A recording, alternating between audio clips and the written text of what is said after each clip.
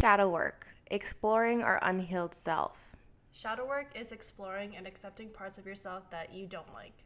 These could be traits, emotions, or desires that are deemed unacceptable or undesirable by society or even by ourselves.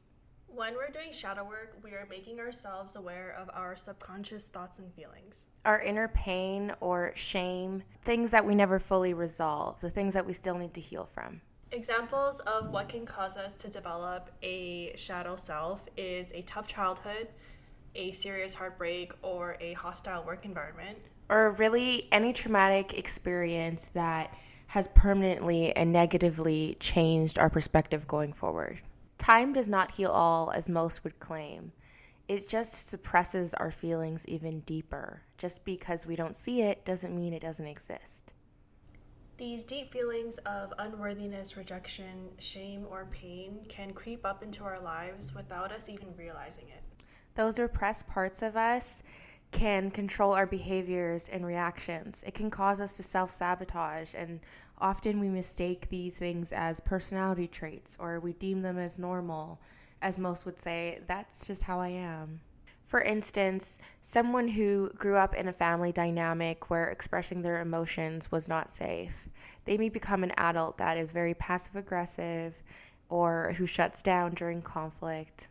Or they might turn into an over the top people pleaser who doesn't realize they're avoiding their own needs. We may hold our fear of abandonment or rejection greater than being our authentic selves, so we keep hiding who we really are.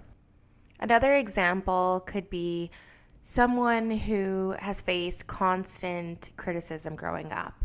And now they struggle with perfectionism. And no matter what they do, no matter how much they accomplish, they just never feel like they're enough.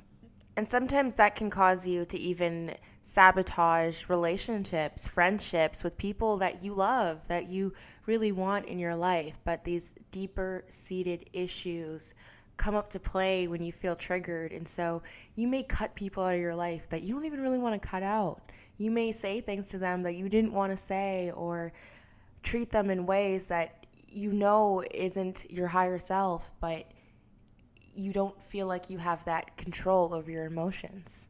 When we don't work on our shadow self and we continue to have these negative perspectives and self limiting beliefs, we attract individuals who match that frequency and that state of mind that we're in. So it's hard for us to attract individuals that, we may say that we want, but like deep down, deeply rooted, that's not what we want because our childhood taught us, our parents taught us, our old relationship taught us that love is negative things. So we may be attracted to toxic people, toxic situations and environments, even though we know on a surface level, like, that's not good for us. That's not what we want. We want love. We want like peace, and we don't want drama. But those deep rooted issues, when we don't fix them and we just suppress them, they start to still come out, and we start to still attract people that aren't good for us and environments that aren't good for us because we haven't conquered those yet. And when we do and we become whole, then we start attracting things that are better for us because we truly believe that we deserve them.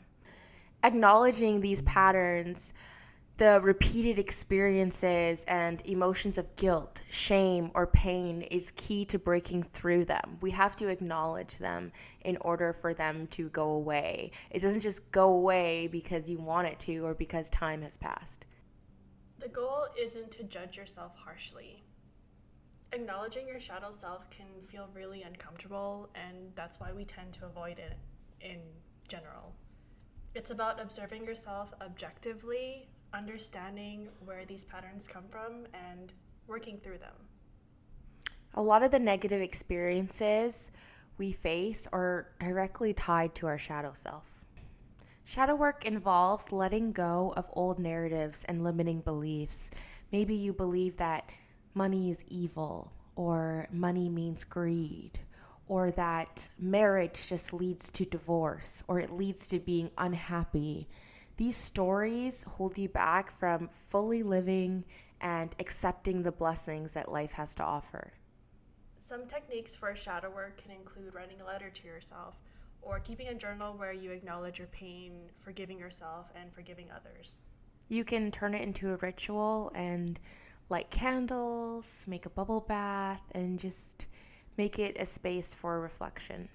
You can also visualize yourself as your younger self or whatever version of you experienced that trauma, and imagine hugging them, telling them that you love them and that everything is going to be okay. And by doing this, you change the narrative for that part of you. Be the person that you wished you had. And of course, we recommend working with a therapist or trusted loved ones where you feel safe that you can talk through these things. That's it for this video. We recently just approached our 1-year anniversary on YouTube. So we just want to thank everyone for your subscriptions, comments, likes, anything, sharing the video. It really means so much to us, and we just want to improve and give you more quality, valuable videos. We're so excited for 2025. We've got a lot of ideas ahead, and we hope to see you all soon. Bye.